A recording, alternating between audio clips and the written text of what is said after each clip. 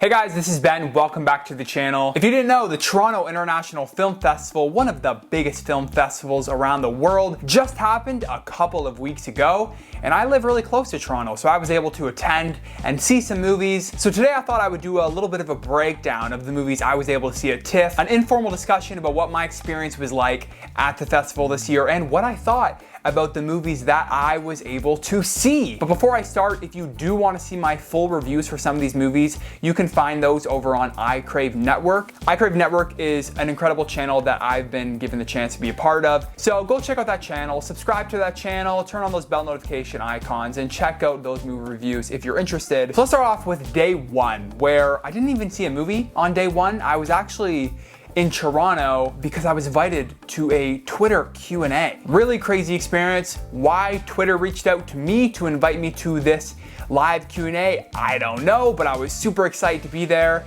It was a Q&A for The Woman King, which is a film that just came out last weekend, starring Viola Davis, John Boyega.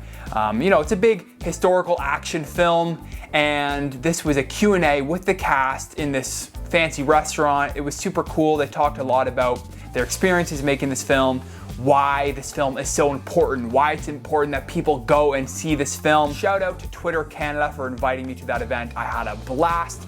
So that was day one. And then day two, I saw my first film, which was Bros. This is the new Billy Eichner film. It was directed by Nicholas Stoller, and he's the director behind Neighbors and Forgetting Sarah Marshall. I thought this was a pretty solid movie, a kind of run-of-the-mill rom-com. It hits a lot of the beats that a typical rom-com would, but it's held up by the performances by Billy Eichner and Luke Macfarlane. Luke Macfarlane was incredible in this. I thought he was great. I haven't really seen him in anything before. It's pretty funny, and my theater was just like having an absolute blast with this movie.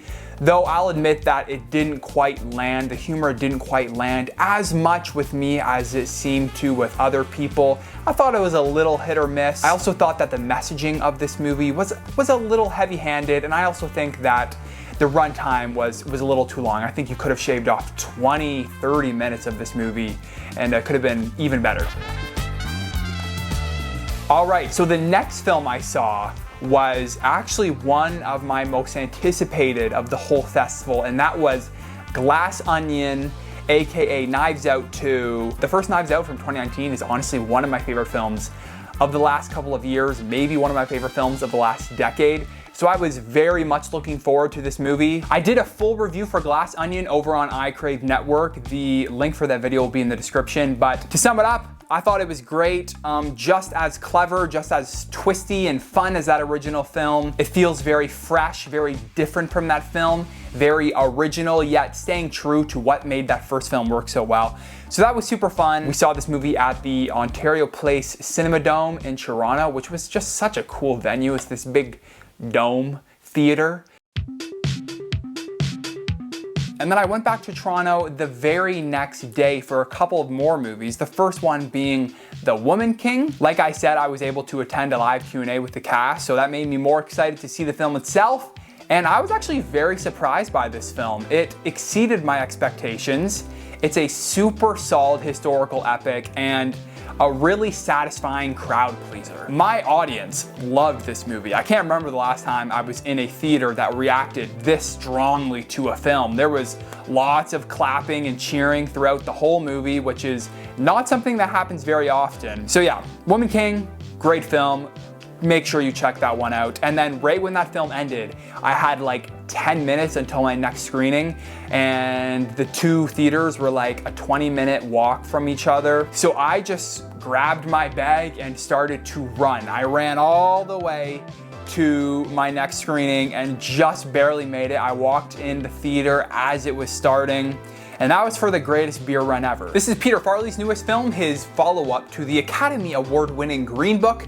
Personally, I was really looking forward to this movie. It looked like a lot of fun from the trailers, and I'm a fan of Green Book. I thought that movie was pretty solid, and it was okay. Like, it was entertaining. Zac Efron is great.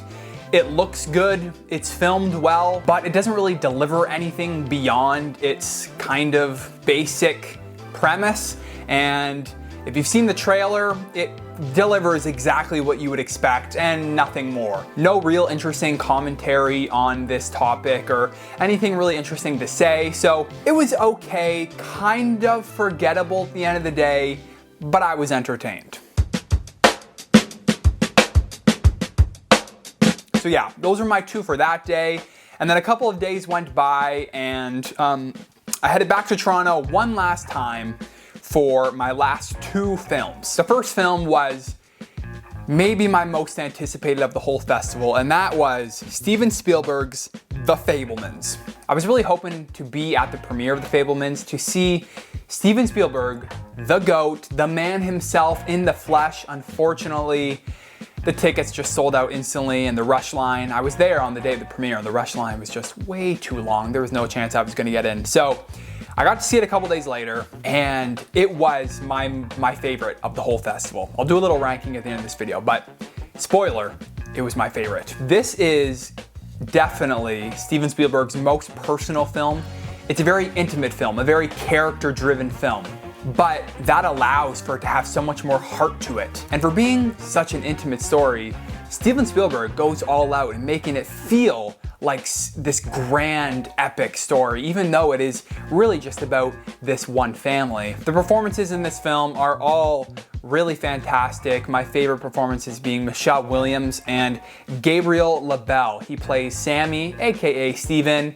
He was incredible. He was great as Steven. He's really the lead of this film, as you would expect. Everything about this film worked for me. It's a movie about movies. It's all about that passion that Steven Spielberg had for films at such a young age, but also how he dealt with the family issues he was going through and how he fell in love with movies as his parents were falling out of love. And I thought it was done so well. This is sure to be a big player at the Academy Awards next year. So yeah, my favorite of the fest, loved it. And then immediately after, we rushed over and saw Women Talking. This is Sarah Polley's new film with a stacked cast. You got Jessie Buckley, Rooney Mara, Claire Foy, Ben Whishaw, an insane cast. And speaking of that cast, they are the standout in this movie. The performances in this movie are so good.